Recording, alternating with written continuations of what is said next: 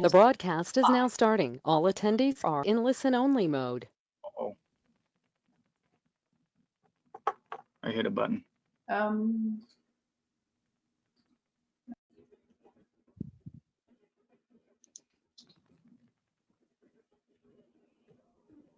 All right, we're going to go ahead and get started. So thank you all for joining us for our webinar today. I'm really excited for the team to share what we've been learning about M&B for virtual audits and to give them the opportunity to answer your questions. My name is Danielle Marquis, and I'm the VP of Marketing Strategy for Franklin Energy and AM Conservation Group. I lead our Innovation Lab activities and have been working closely with our team to develop next generation virtual solutions. I'll be your moderator today. I'd like to begin by introducing our speakers. Jim Walsh is a Director of Business Development for Franklin Energy. Organized, effective, and insightful, he leads our East Region in business development. Jim analyzes customer needs to recommend custom solutions, contributes significantly to proposal development, and helps steer the company's overall business development strategy, among other things. He's constantly staying current in the energy efficiency markets and driving innovation for new products and services, like virtual solutions. Jim holds a bachelor's degree in business administration from St. Michael's College and an MBA from Clarkson University. Ashley Faircloth is an engineering product manager for Franklin Energy. She's an authority on all things related to energy engineering, and her industry knowledge shines through in her work every day and also in today's webinar. Ashley's responsible for providing program support, forecasting, and working with business development. She also facilitates the engineering technical side of our software products in relation to areas impacting saving and incentives. Ashley holds a bachelor's degree in architectural engineering with an emphasis in building electrical systems from the Milwaukee School of Engineering.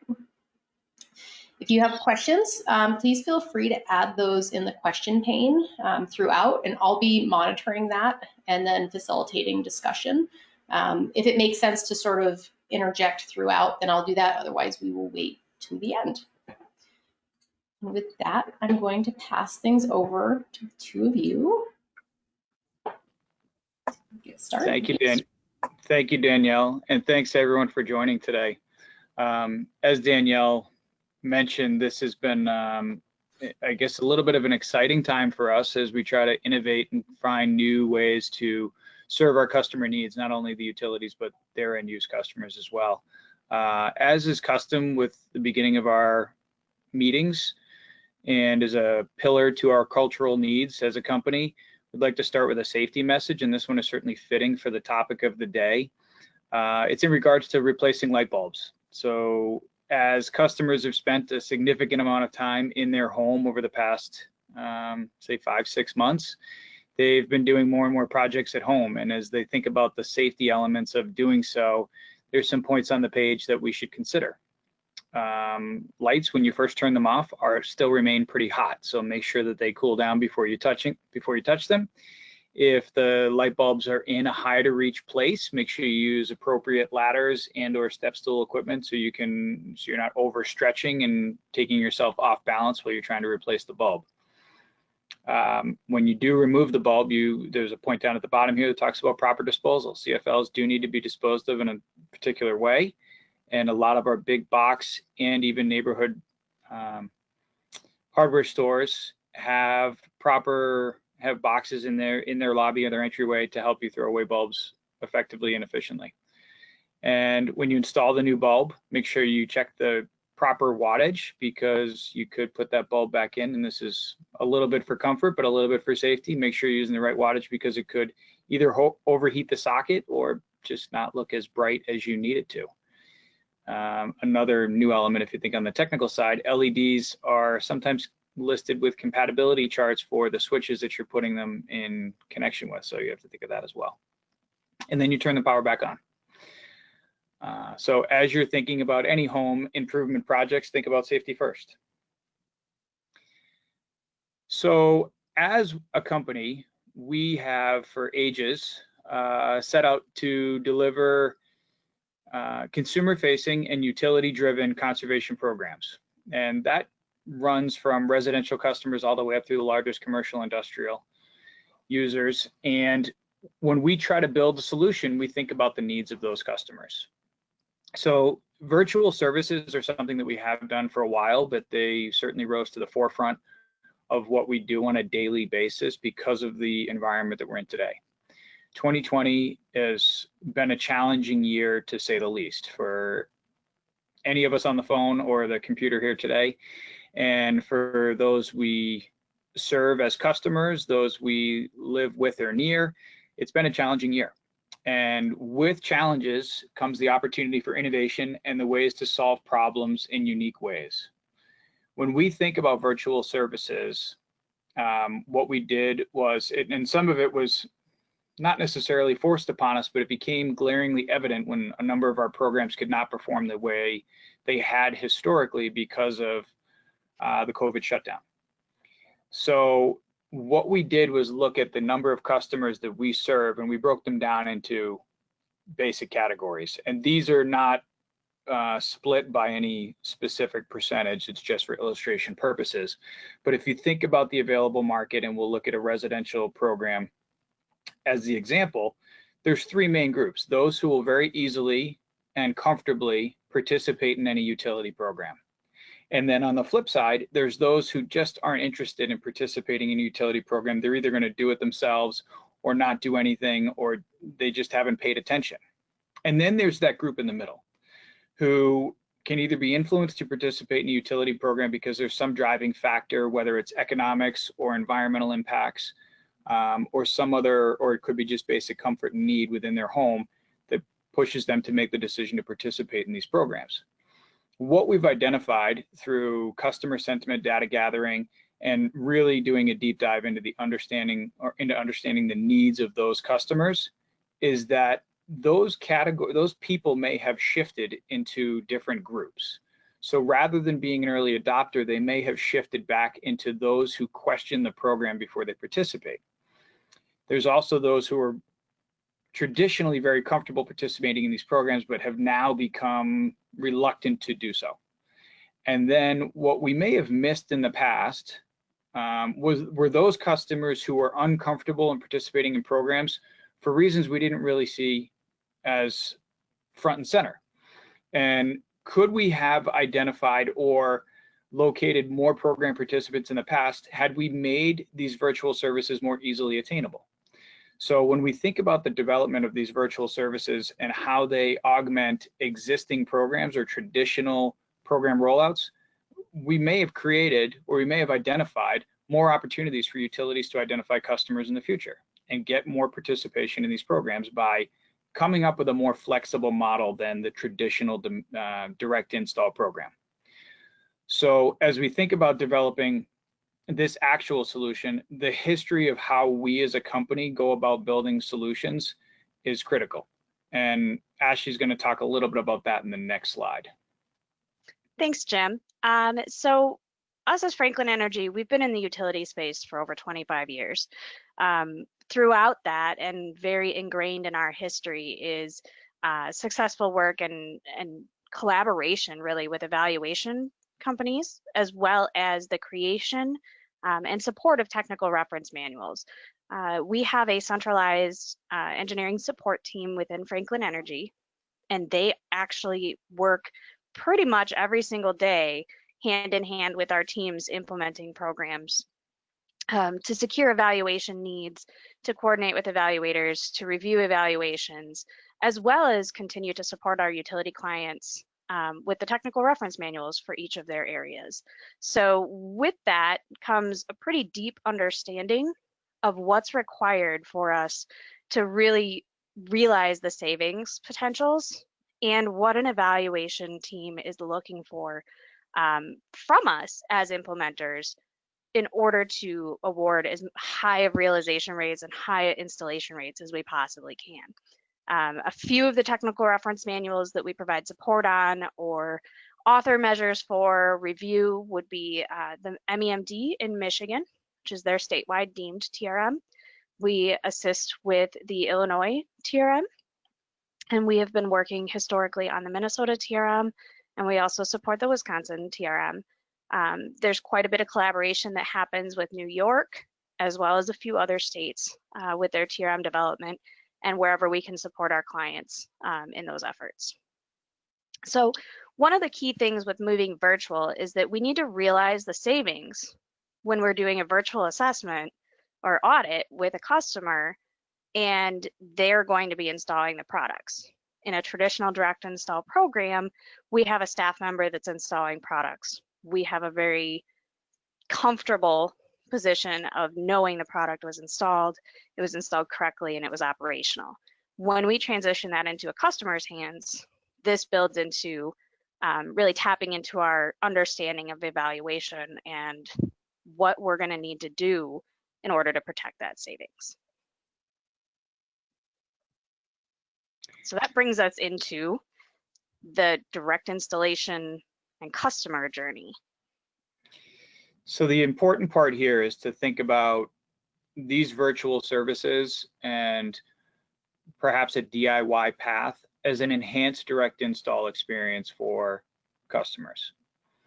Marketing and outreach needs to change in order to attract a new subset of customers. Those who may not have traditionally participated in utility programs, or now in this new norm will not participate in a direct install driven program, and those who might want to do it themselves.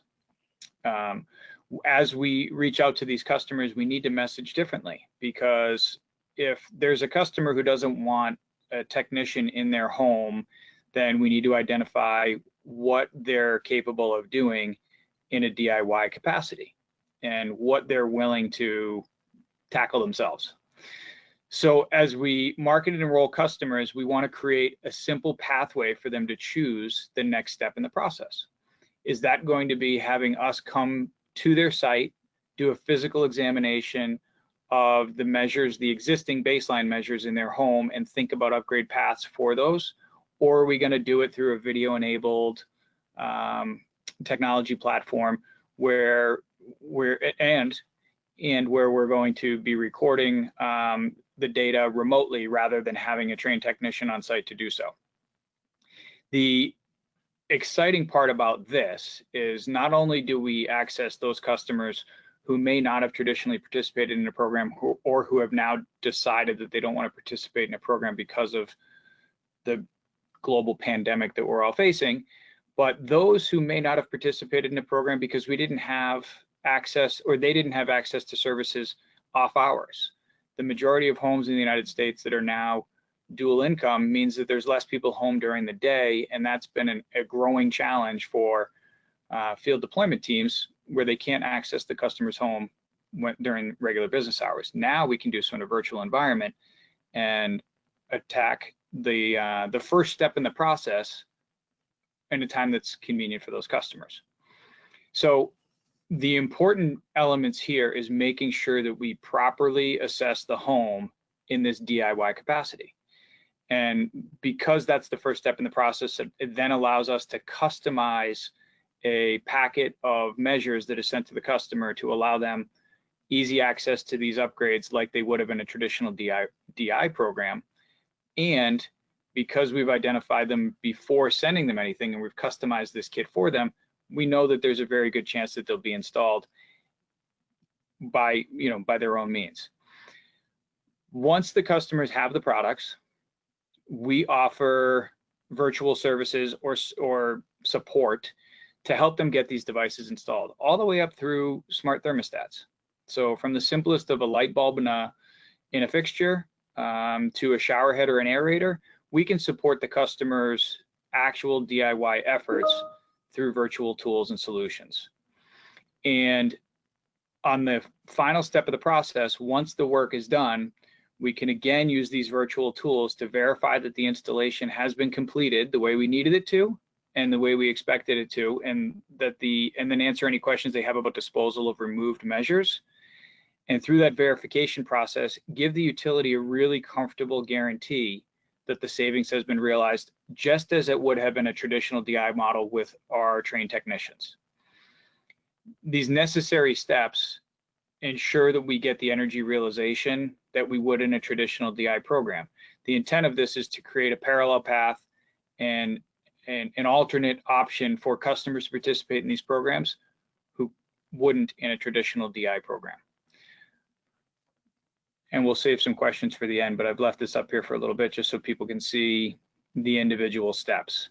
A couple other, we'll call them parallel benefits here, are through this digital platform, we also have the ability to refer customers to other programs. So we often think of direct install programs as the first opportunity to really educate a customer and refer them to other programs. It could be a demand response program. It could be a refrigerator recycling program or some other appliance or larger incentive driven program where they need a little bit of education and understanding to take that next step. We can still facilitate that through this digital platform and through the video chat or a phone call or whatever the means is to communicating with customers. We have not lost that. I think a lot of people call it the kitchen education session when you're in the direct install environment, when you're talking with customers and talking to them about all other opportunities to save energy and conserve energy and save money within their home. We still maintain that through this process. So I'm going to pass it back to Ashley, and we're going to talk a little bit about the verification end of the process. Yeah, so one of the biggest questions we've had in really rolling out a robust virtual audit process is, how are we going to protect our savings? And we've come up with a verification process, and I'll continue to go through some of this in more detail, but the intention is that we're educating the customer, we're assessing their comfort for installation and safety, and making sure that we're providing them with products that they're interested in installing. So we're really fine-tuning and tailoring everything that we're going to do with that customer. We are only going to ship or deliver. We have some instances where we basically drop at the door the products which the customer is interested in. Again, we're not, this isn't necessarily a kit approach where it's one size fits all. This is really tailoring to what we've identified during our audit with the customer. And then we have a follow-up process that we go through for documenting installation. And I'll go through that in a little more detail. One of the biggest pieces that we've talked about this whole way through has been the documentation and the installation of the product. Installation's huge. We need those customers to make sure they install what we provide them. And really, we're available for any support installation needs. As Jim said, we have technicians that can assist with a smart thermostat install, troubleshooting any questions that come with that, as well as any of those products that we are providing the customer.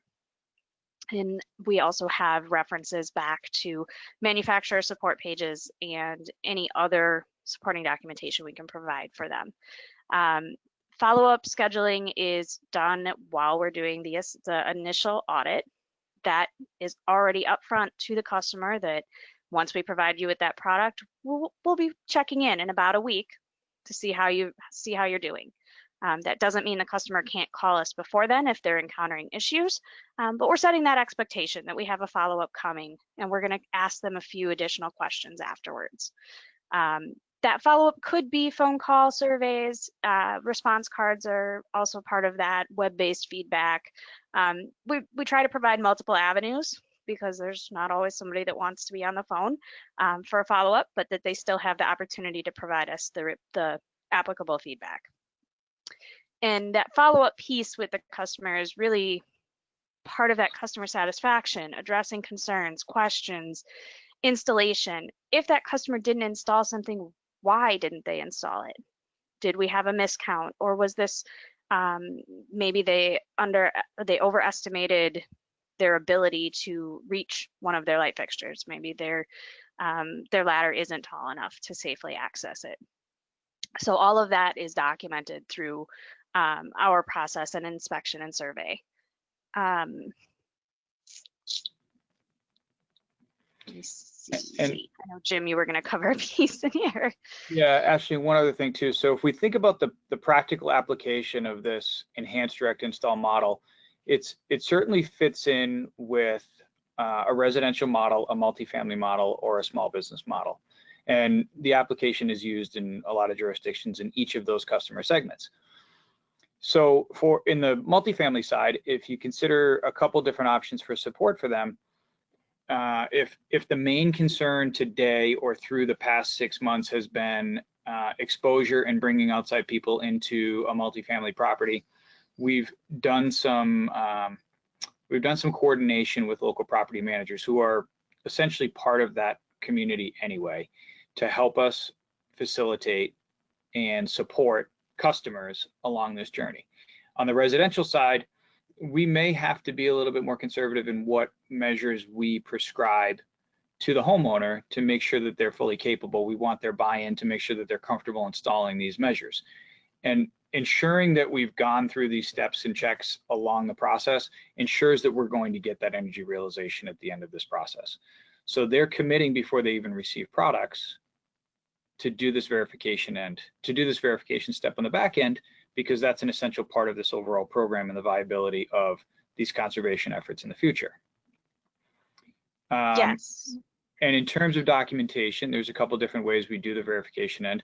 We can do another video chat, and without recording a session with a customer, there can be simple screenshots so we can get verification of the measures being in place. And also back on the collection end, where we have a number of customers who are removing, say, CFLs from their property, we are allowing them to place them in a recycling facility nearby in multifamily properties, which makes it easier for us to ensure that they're properly disposed of. That's a really good point. Above and beyond that, one thing that we have taken initiative with in all of our coordination with evaluators during our launch of virtual audits has been, how are we going to claim savings? We've pretty much exclusively determined that we're claiming savings at the direct install rate because of this process we put in place. And one key piece of that process is that if we confirm that a product wasn't installed by a customer, we're not claiming savings for that. We're automatically saying, okay, we've confirmed it hasn't been installed. We're not claiming savings for it, but we know that, it's been sent. We have the documentation of it not being installed, and we have the documentation of why. So that's really applying essentially in real-time in-service rate to our products as we go. And it allows us to adapt very quickly if we're starting to see a trend where maybe a product is just, the customers are struggling with that product, and we can offer additional support or change up that product support that we provide when the customer is interested in it. A big piece, and I think a really key thing that I've gathered along doing this these virtual audits, is that talking with our energy specialists who have done in person for a long time and are offering now virtual as well, is that we're actually getting really, really good feedback from the customers. They're happy, they're excited, they're comfortable with doing the virtual. It's been pretty much overwhelmingly well received. And we've actually heard from a couple of our energy specialists that they're more engaged in the virtual delivery than they are when we are in person during this time, because of the social distancing and the masking. We're not having as much interaction with the customer on site as we do with the engagement of the customer in the virtual. So it's been a very interesting kind of development in there that I didn't necessarily anticipate, but we're getting a really, really good reception from the customers on having a very robust conversation about what they really want to get in their house. What do they want to do? How do they want to improve with their energy efficiency? And Ashley, we just had a question come in that's related to that, so I wanted to Sure. Now. So the question is it assumed that a measure that isn't installed will never be installed, or is there any consideration of future installs? There's some precedent for this, especially on residential lighting. Yes, so that is a really great question. We've had a couple different approaches to this. The big key to that is the why. We are asking the customer, why wasn't it installed? So we aren't going to claim savings on something that is a definite, they just replaced all of the bulbs that they've identified they can, and they miscounted. And they have one extra that's going to be quite a while before they would be able to install it. If it wasn't installed because of a ladder situation, we can have that conversation with them. Is it realistic that they would be installing? We've had some evaluators that view things very much as if at that moment in time, the first time they reach out, is that, you know, that's the cutoff. So there's room to work there. And it's a conversation that we have had with each of our evaluators to understand at what point in time are we going to say, absolutely not, we're not claiming savings on it. And so it kind of depends on what the why is.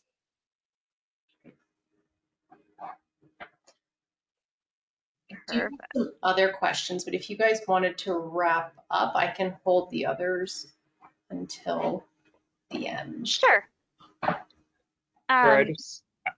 Go ahead. Sorry.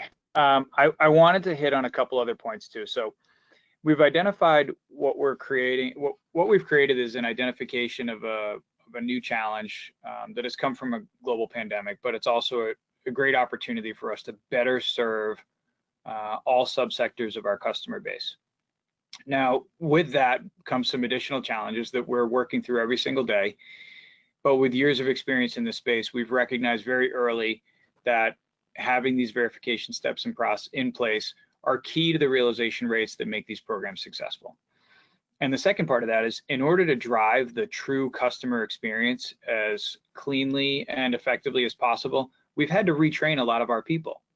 Talking to a customer inside a home, as Ashley referenced in a prior note, is very different than walking a customer through a virtual audit over a computer screen or a phone call.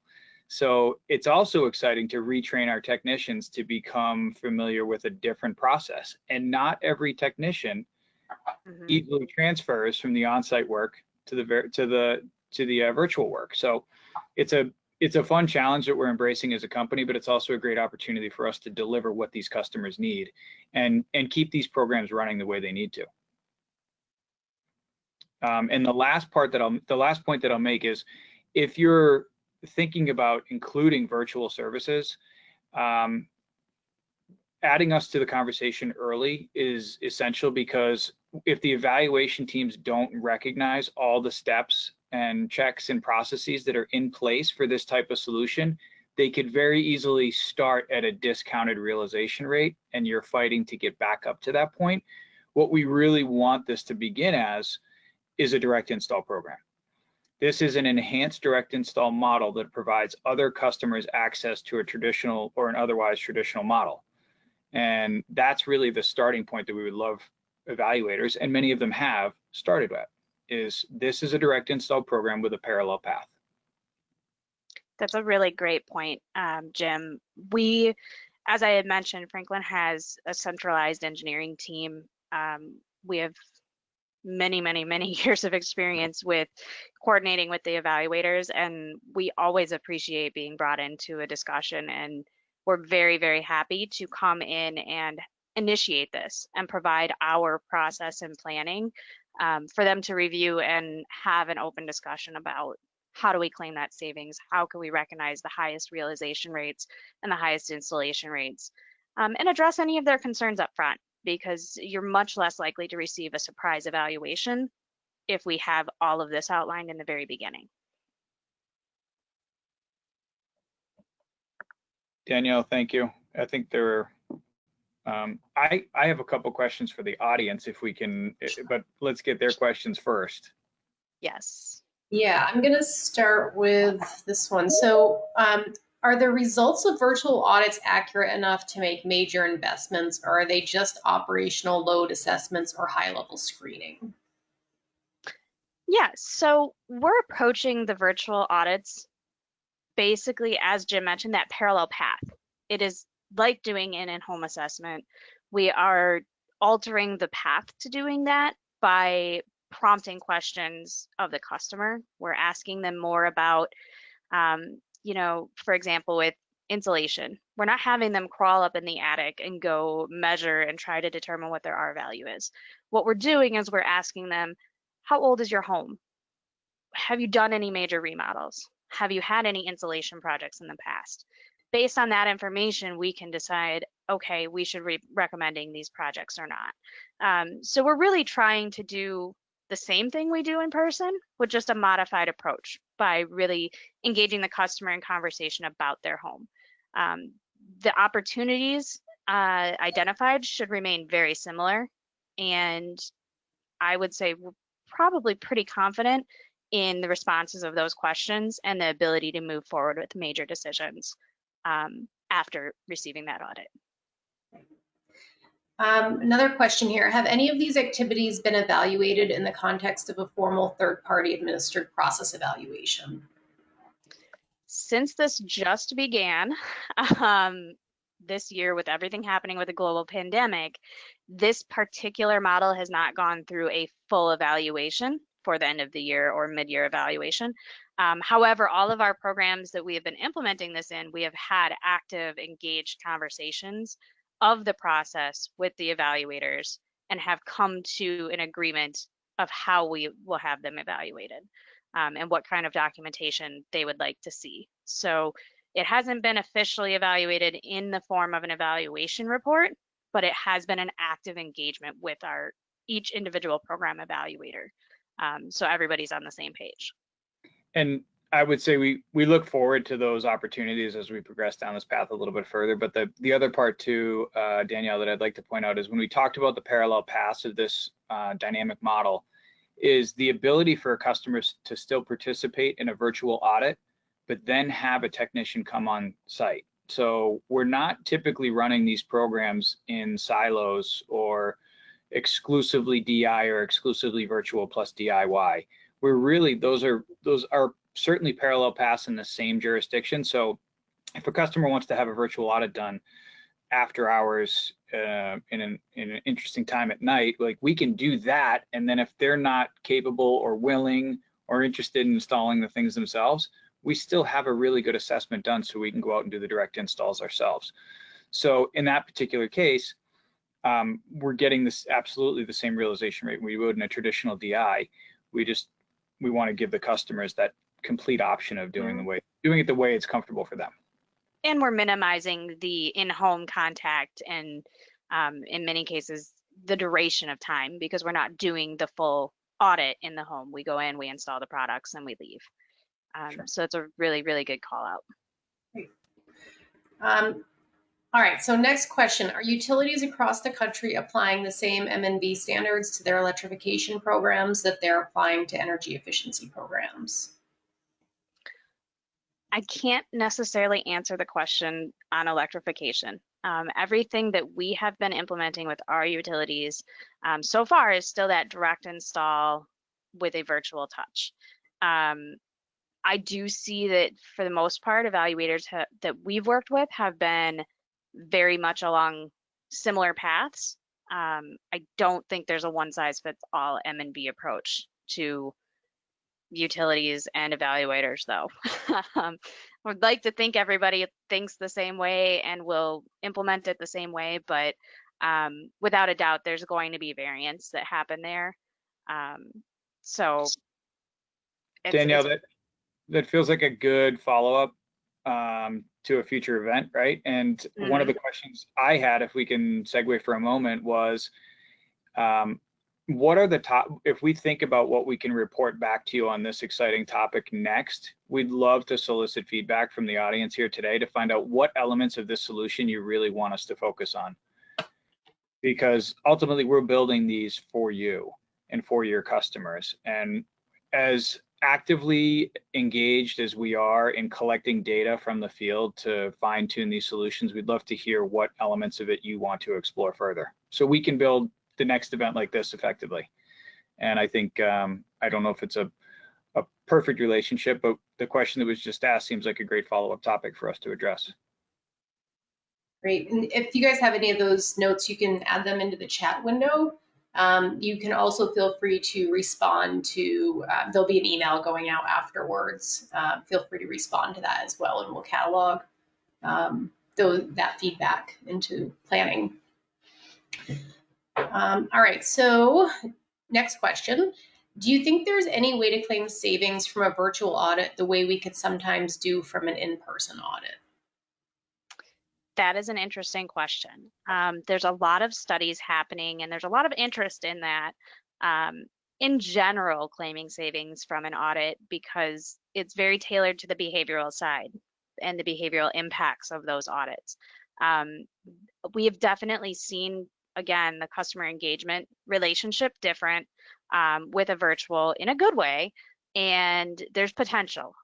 Everything that we've researched and seen, it could be 0.5% to 2% of a residential utility bill for the year that could be saved, but that's extremely dependent upon the other programs offered within the utility. So if there's an existing HERS program and the customer is enrolled in that, that impacts the allocation of that behavioral savings. So I think there's more to come there. There's nothing officially out there. There's been a lot of efforts and push towards trying to get behavioral savings into more of a technical reference manual style that utilities and programs can utilize as guidelines. But at the time, there's nothing concrete to easily say, this is what you can save for doing a virtual or an in-person audit. Great. All right, so how could we implement behavioral actions virtually and still get that same hands-on customer education and savings? So the examples given are cleaning a customer's fridge coils or turning down their water heater temperature. That's a great question. So as I mentioned, our customer interaction is a little different in the sense that currently in person, we have more distance from that customer and a little less engagement face-to-face as we would previously. And virtually, we're really given the opportunity to provide that customer with a plethora of information very easily and electronically. So we definitely have incorporated a lot of no-cost, low-cost, I believe a couple programs, it's a handout that comes with the product when we deliver it that says, hey, here's some other things you should look at in your home. Clean that brush away from your outside air conditioner condenser unit. Make sure you clean out your refrigerator coils. Go check out and see what the temperature is on your water heater. So there's still a lot of ability for us to cover that. Our energy specialists, when they're doing these virtual assessments, also will go through some of those items and have an engaging conversation about, the behavioral aspects of turning off your lights when you walk away. Those are all things that now that more people are home all day have even greater impacts because it's pretty easy to have those kids running around leaving the lights on across the whole house. So it's definitely something that we are conscious of in our conversations and offering plenty of, like I said, low cost, no cost behavioral items as leave behinds, takeaways, things like that. Are smart thermostats being included in the programs? And if so, how are you handling installation support? Yes, they are. We actually have several programs that offer smart thermostats. There's a couple pieces of that pie. One of the things that we do when we're doing a virtual assessment with a customer interested in a smart thermostat is first we qualify them. One, comfort level, but two, we also want to understand their heating and cooling equipment. There are systems like heat pumps where you really don't want a customer doing an installation on a smart thermostat. At that point, we would recommend having one of our technicians do it because of the required additional technical support that happens with the backup heating systems. So if we verify that they have a heating and cooling system that would be eligible and they're comfortable doing it, we can offer real-time support, which we're doing in a few programs. We can also offer tech support if they've started and they hit a hurdle. They can definitely call us for support. And we do provide links back to manufacturer guidance and videos and things like that as well. Great. All right, I think this is the last question unless somebody else types fast, but how are you recommending we handle inspections virtually? That's another really great question. So we've had a variety of programs doing virtual inspections from residential all the way to commercial. We're trying to utilize that video capability again. As Jim mentioned, we have the ability to take pictures during that and capture installation. Customer can make sure that they pan over to it. We can snap a picture, we can move on. So virtual is really heavily based, again, on survey questions. We're asking questions about what they said they installed. We're double checking quantities. We're asking any issues that they had. Did they install something and remove it because they ran into a problem? It's very, very similar and goes hand in hand with our follow-up calls. So we've had a lot of good success with that. Great. Jim, did you have another question you wanted to ask the audience, or are you good? Yes, and it might be people submitting back responses, but I would love to know how many of the utility participants here today have had conversations about this very topic with their evaluators and the general air of the evaluators in responding to these. Because I mean, we all recognize that doing standard direct install programs in any customer class today has become challenging. Our commercial programs fared fairly well during shutdown, but our residential programs and multifamily programs were significantly impacted. So this is a real solution to some real problems, and would love to hear from the utilities on the phone to see if they've had these talks with the evaluators and what they view as the challenges of these realization rates and how we might help as an implementer. Again, if you guys want to provide any of that feedback in response to the email that'll come back afterwards, feel free to do so, or obviously you can leave a message here in the chat as well. But I wanted to thank you, Ashley and Jim, and everybody for attending today. I learned a lot about EM&B. I'm a marketer and I know next to nothing about this stuff, so it's always interesting to hear what you guys have to say. So thank you all for your time, and we hope to see you on a future webinar. Thanks, everyone. Have a great day. Stay safe. All right, bye-bye.